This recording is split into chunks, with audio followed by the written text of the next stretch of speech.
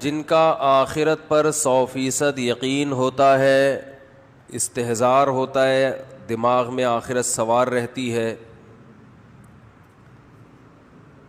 ایسے مسلمانوں کی پھر 2 قسمیں ہیں۔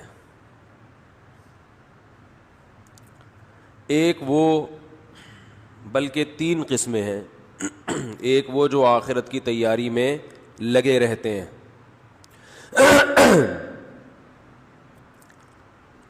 ایک وہ جو آخرت کی تیاری میں لگے تو نہیں رہتے مگر ان کو فکر رہتی ہے، ان سے گناہ اگر ہو جائے تو توبہ کرنے کی فکر، گناہ کی عادت پڑ جائے تو اس بات کی فکر کہ اس گناہ کو چھوڑا کیسے جائے، اس کی فکر میں دن رات گزر رہے ہوتے ہیں۔ اور تیسری قسم کے وہ مسلمان ہیں جن کا آخرت پر سرسری ایمان ہے مگر انہوں نے ابھی تک آخرت کو مقصد نہیں بنایا۔ میجورٹی اسی قسم کے مسلمانوں کی ہے، مقصد نہیں بنایا، بس ایک ہے کہ مرنے کے بعد بھی کچھ ہوتا ہے تو تھوڑا سا صدقہ کر دیا، جمعے کے دن ذرا نہا دھو لیے، کپڑے استری کیے، پہن کے مسجد میں آ گئے،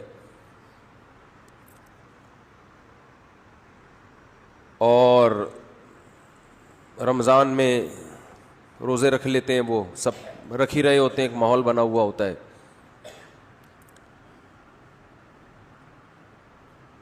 لیکن اللہ کو یہ مطلوب نہیں ہے۔ دیکھیں، جن کا آخرت پر سرے سے ایمان ہی نہیں ہے وہ تو بالکل ہی ایک الگ قسم ہے نا، وہ تو مسجدوں میں آتے ہی نہیں ہیں، ان تک تو ہم اپنی بات یوٹیوب کے ذریعے پہنچاتے ہیں، اور پھر وہ ہمارے بیان میں سے ادھورے کلپ نکال کر اسلام کے خلاف باتیں کرتے ہیں۔ ملحد پر میں بات نہیں کروں گا، بس ایک چھوٹی سی چٹکلا بھی، ایک نیا بیان آیا میرے خلاف کیا، اسلام کے خلاف۔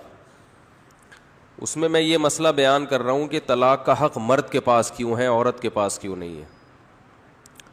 تو اس میں نے یہ بات کی کہ مرد کی ملکیت سے عورت نکلتی ہے، نقصان مرد کا ہے، اور ملکیت کا مطلب بتایا کہ عورت پر مرد کو غلام والی ملکیت نہیں ہوتی کہ جیسے وہ اس کی غلام ہو، ملکیت کا مطلب اس کے ماتحت ہوتی ہے، اس کے کنٹرول میں ہوتی ہے،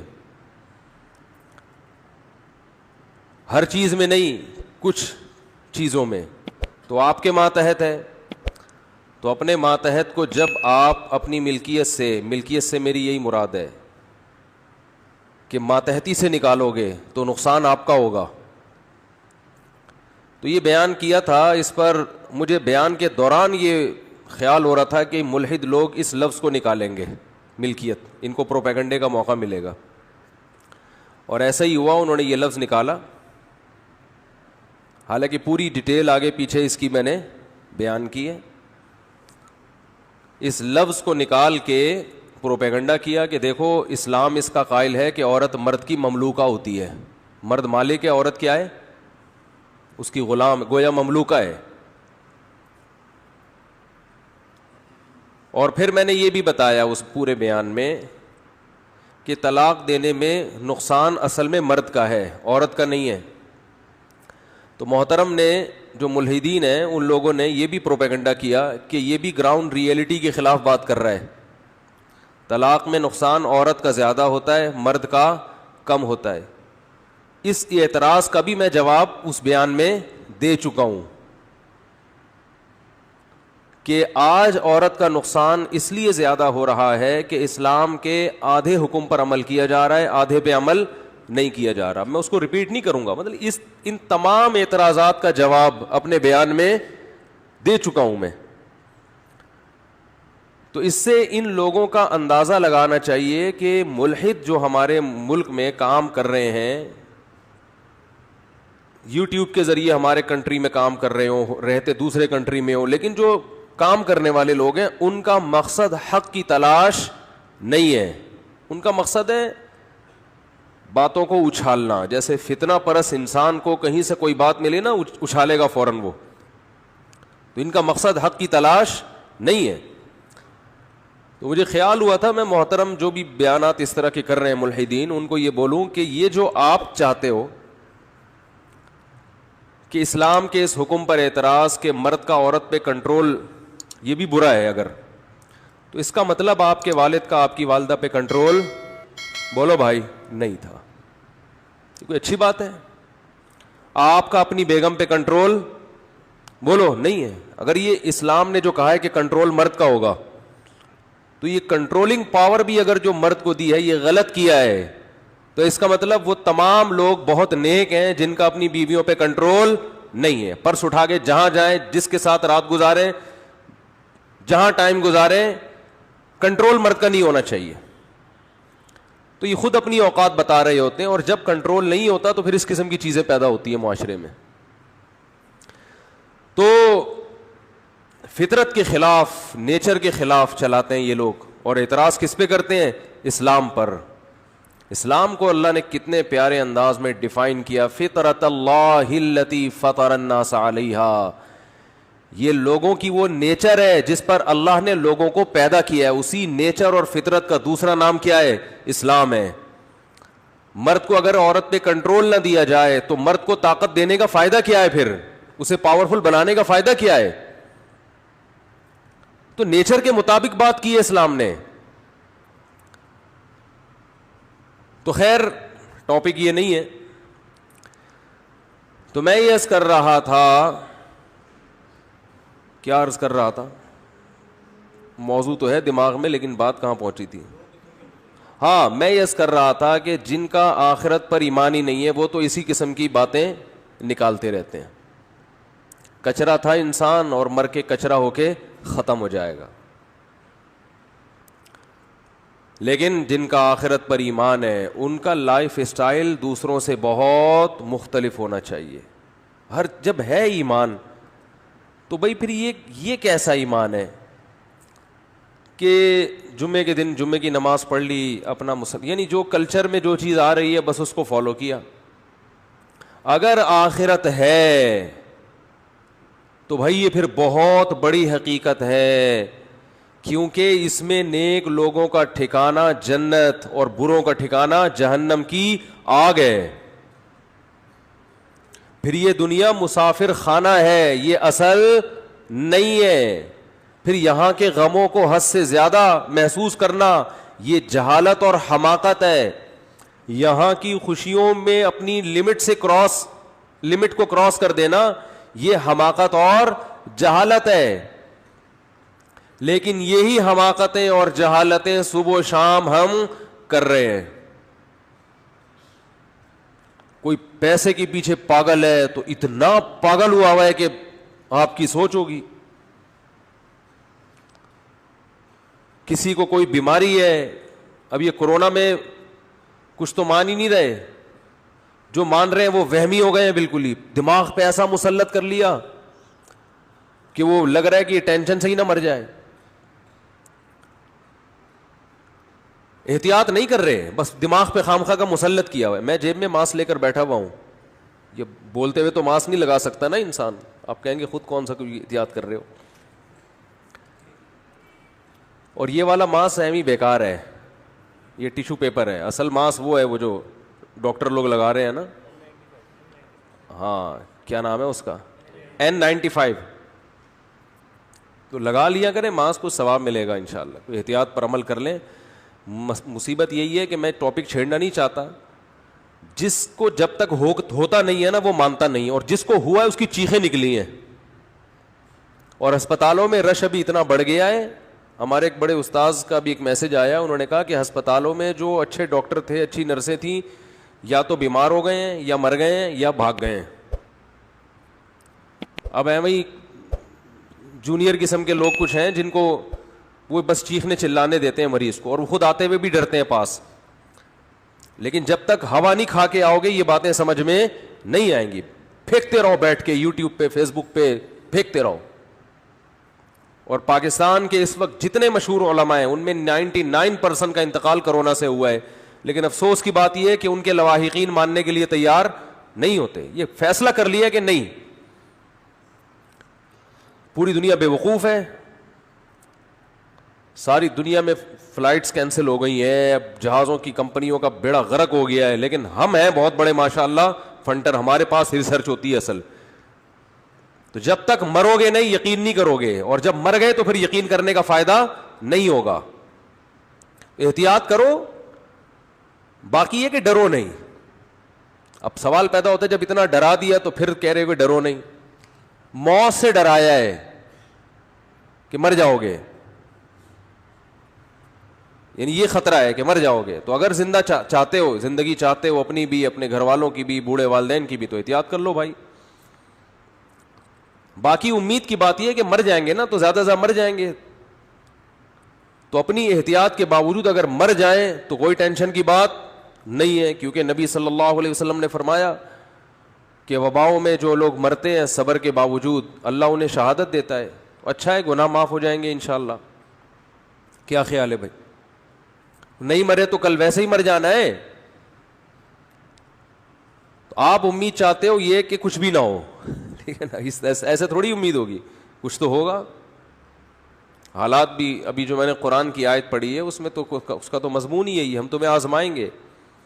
بشیء من الخوف ونقص من الاموال والانفس والثمرات, خوف میں مبتلا کریں گے تمہیں, خوف میں مالوں کا نقصان بھی ہوگا معاشی, بڑے بڑے کروڑ پتی لوگ روڈ پہ آ سکتے ہیں, پیسہ ڈوب سکتا ہے.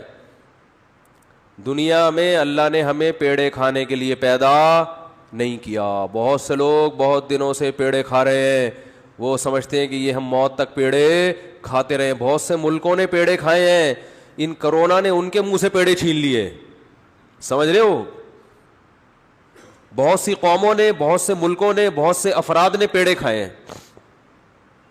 بہت سے ملک بہت ترقی پر ہیں اور مسلسل پیڑے کھائے جا رہے ہیں, کھائے جا رہے ہیں, کھائے جا رہے ہیں. اس کرونا نے ان کے منہ سے بھی پیڑے, بولو بھائی, ہلا دیا ان کو. بہت سی جہازوں کی کمپنیوں نے بہت زیادہ پیڑے کھائے ہیں, ان کمپنیوں کا دیوالیہ نکل گیا. یہ ہے وَلَنَبْلُوَنَّكُمْ, اللہ فرماتے ہیں ہم تمہیں آزمائیں گے, اجتماعی سطح پہ بھی اور انفرادی سطح پہ بھی. بشیء من الخوف, خوف میں مبتلا کر دیں گے. ہم کریں گے یہ کام, یہ نیچر نہیں کرتی کہ خود بخود ہو رہا ہے. ملحد کہتا ہے بس یہ نیچر کا ایک حصہ ہے, فطرت کا حصہ ہے. فطرت بذات خود کوئی چیز نہیں ہے, اس کو بنانے والا اللہ ہے. بشیء من الخوف والجوع, بھوک بھی مسلط کریں گے, معاشی نقصان. ونقص من الاموال والانفس, مال کا نقصان, جانوں کا نقصان, انسانی ہلاکتیں ہوں گی. والثمرات, پیداوار کا بھی نقصان ہوگا. تو اللہ نے کیا فرمایا ان حالات میں, وبشر الصابرین, صبر کرنے والوں کو خوشخبری سنا دیں. جو غیر مسلم ہے وہ صبر نہیں کرے گا. دیکھو غیر مسلم کا جو صبر ہے نا, وہ ان کے جو موٹیویشنل اسپیکر ہیں وہ ان کو سمجھاتے ہیں کہ اس صبر کرنے سے جب تم ٹینشن نہیں لوگے تو ٹینشن نہ لینے سے بیماری کا خطرہ کم ہو جائے گا. اس لیے وہ چہرے کے ایکسپریشن سے, جو ان میں پڑھے لکھے لوگ ہیں, چہرے کے تاثرات سے, اور کوشش کرتے ہیں کہ ہم میڈیا کے سامنے جب آئیں اور بات کریں تو ہم یہ شو کریں کہ ہمیں کچھ بھی نہیں ہے. اندر اندر سے گھل رہے ہوتے ہیں وہ. ہمارے ہاں دل میں غم نہ بھی ہو تو چیخ منہ سے ایسے ظاہر کرے گا کیونکہ ٹریننگ نہیں ہے نا, تربیت نہیں ہے, کہ جیسے ساری دنیا کا غم اسی کو ہے. عمل سے لگ رہا ہوگا کہ یہ غمزدہ نہیں ہے, لیکن جو دل کی راحت ہے, دل کی خوشی ہے, وہ اللہ صرف اہل ایمان ہی کو دیتے ہیں تکلیفوں میں. وہ دل کی خوشی کے لیے جو اللہ نے موٹیویشن کی ہے, وہ جملہ غیر مسلموں کے پاس نہیں ہے. فرمایا وَبَشِّرِ الصَّابِرِينَ, صبر کرنے والوں کو خوشخبری سنا دے. خوشخبری, جو ان غموں میں صبر کرے گا. یہ صبر کرنے والے کون ہیں؟ اذا اصابتہم مصیبہ، جب انہیں کوئی مصیبت پہنچتی ہے، مالی ٹینشن آ گئی، بے روزگاری ہو گئی، جانی ہلاکتیں ہو گئیں، قالوا، تو یہ جواب میں کہتے ہیں انا للہ، یہ خود سے نہیں ہے، ہم کس کے غلام ہیں؟ اللہ کے۔ تو مالک کو اجازت ہے کہ وہ اپنے غلام کو آزمائش میں ڈال سکتا ہے، ہم اللہ کے غلام ہیں بھائی، یہ اللہ کے تصرفات ہیں۔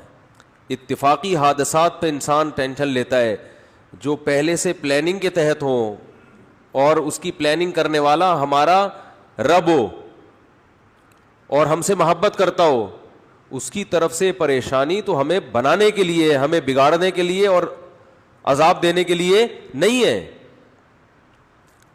انا للہ، ہم اللہ کے غلام ہیں، وَإِنَّا إِلَيْهِ رَاجِعُونَ، اور اسی کی طرف ہم نے لوٹ کر جانا ہے، اسی کی طرف لوٹ کر جانا ہے۔ کیا مطلب بھائی؟ دنیا مسافر خانہ ہے، یہاں اگر مر گئے تو ہمیشہ کے لیے ختم نہیں ہو رہے۔ یہاں اگر آپ کو کوئی پریشانی آ رہی ہے اور کوئی آپ کے دکھ درد بانٹنے والا نہیں ہے تو ٹینشن لینے کا نہیں ہے، اس لیے کہ اللہ ہے، وہ دیکھ رہا ہے اس مصیبت میں کہ یہ کیسے صبر کرتا ہے، اور وہ اس مصیبت میں قیامت کے دن اجر دے گا، نوازے گا وہ۔ ہمارے حضرت مفتی رشید احمد صاحب رحمہ اللہ تعالی ایک بہت زبردست بات بیان کیا کرتے تھے، فرماتے تھے کہ جیسے کسی کو بخار ہو تو یقینی طور پر کہ اس کو بخار ہے بھی یا نہیں ہے، یہ ماتھا گرم ہونے سے پتہ نہیں چلتا۔ بعض دفعہ دھوپ سے ماتھا گرم ہوتا ہے، چولہے کے قریب کھڑے ہو کر آپ کوئی چائے پکا رہے تھے، ماتھا وقتی طور پر کیا ہو گیا؟ بولو نا، گرم ہو گیا۔ حقیقت میں اس کو فیور ہے یا نہیں، اس کا تھرمامیٹر سے پتہ چلے گا۔ منہ میں آپ لگا دیں تھرمامیٹر، تھوڑی دیر بعد نکال کے چیک کریں، تھرمامیٹر غلطی نہیں کرتا عام طور پہ۔ تو فرمایا کہ کسی کے ظاہری گیٹ اپ کو دیکھ کر، اس کی تسبیحات اور نماز کو دیکھ کر 100% اس کا اندازہ نہیں ہوتا کہ یہ دل سے دیندار ہے یا نہیں ہے، اس کا آخرت پر یقین ہے بھی کہ نہیں ہے۔ آخرت پہ یقین اس کا کتنا ہے، اس کا پتہ اس وقت چلتا ہے جب یہ کسی پریشانی اور غم میں مبتلا ہوتا ہے، اس وقت اس کا ری ایکشن کیا ہوتا ہے، کس طرح سے یہ ری ایکٹ کرتا ہے۔ اذا مسہ الشر جزوعا ہے کہ شر پہنچا تو ایک دم چیخنا چلانا شور شرابہ، ہائے یہ کیا ہو گیا، ہائے یہ کیا ہو گیا، وہی ایسے چیخ رہے ہیں، پاگل ہو رہے ہیں، میں خودکشی کر لوں گا، میں یہ کر لوں گا، میرے سے نہیں برداشت ہو رہا، یہ ہو۔ اس کا مطلب یہ صرف گیٹ اپ ہے۔ سمجھ میں آ رہی ہے بات؟ یہ صرف وظیفوں والے ہیں۔ اور اگر غم میں اور ٹینشن میں انسان کی زبان سے اچھی بات نکلتی ہے، غموں میں، اور میں نے بتایا تھا نا افغانستان میں جو امریکن آرمی آئی ہوئی ہے نا، وہاں سے جو افغانی آتے ہیں بتاتے ہیں کہ جب ان میں کوئی زخمی ہوتا ہے تو بہت چیختے ہیں، یہ بہت چیختے ہیں جیسے پتہ نہیں کیا ہو گیا، فوجی رو بھی رہے ہوتے ہیں۔ رپورٹ ہے یہ، کسی فوجی کا رونا کتنا برا عمل ہے کہ نہیں ہے؟ میدان جنگ میں فوجی رو رہا ہو، ہم نے تو مسلمانوں میں کبھی ایسا سنا نہیں، اپنے فوجیوں میں بھی کبھی ایسا نہیں سنا کہ فوجی ہو کے رو رہا ہے۔ ایک شاعر کا شعر یاد آ رہا ہے، اللہ کرے پورا یاد آ جائے۔ سن میری شہادت کا نہ تو ہوش اڑانا، بچہ اپنی ماں کو کہہ رہا ہے میدان جنگ میں جاتے ہوئے، یہ نظم بھی انشاءاللہ میں ریکارڈ کرواؤں گا اخپل طریقے سے۔ بچہ میدان جنگ میں جاتے ہوئے اپنی ماں سے کہہ رہا ہے کہ اگر میں شہید ہو جاؤں تو ہوش نہ اڑانا، اسلاف کے ناموس پہ مت داغ لگانا۔ ہمارے اسلاف کی جو عزت ہے نا وہ اسی سے ہے کہ وہ میدان جنگ میں رویا بولو نہیں کرتے تھے، ان کے ناموس کو داغدار مت کرنا. سن میری شہادت کا نہ تو ہوش اڑانا, اسلاف کے ناموس پہ مت داغ لگانا, ہندو نہ کہیں کہہ دے کہ روتے ہیں مسلمان. کہیں کسی ہندو کو یہ کہنے کا موقع نہ مل جائے کہ مسلمان بھی میدان جنگ میں شہید ہو کر ان کی مائیں بھی روتی ہیں.